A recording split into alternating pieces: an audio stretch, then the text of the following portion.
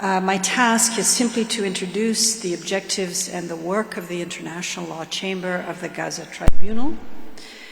In the face of a complete failure of international law to prevent or halt a genocide, we as civil society have only the power of our voices and the ability to name the criminals, create a record of the crimes, and provide the evidence for accountability in the future.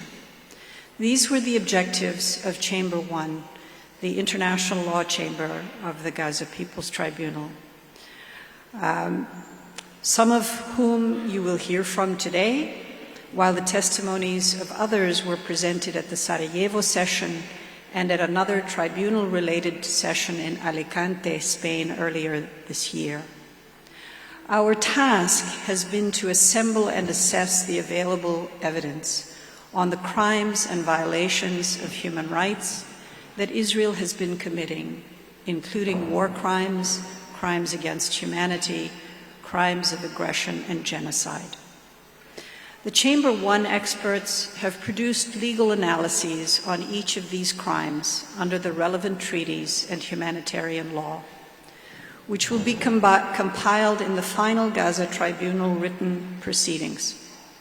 It's important to note that our aim was not, as Richard Falk mentioned, to duplicate what has already been analyzed in the cases pending or decided by the International Criminal Court or the International Court of Justice, but to supplement and fill the gaps in those proceedings. It has also been our aim to identify the weaknesses in the existing legal tribunals and the frameworks within which they operate.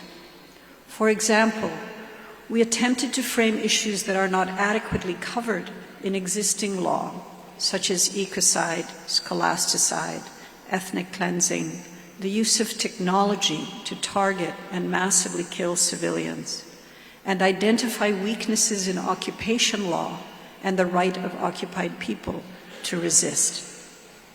In support of the legal frameworks, we marshaled survivor, witness, and expert testimony from Palestinian, regional, and international civil society organizations. Our experts addressed the elements of genocide, connecting it to apartheid, and the denial of Palestinian self-determination.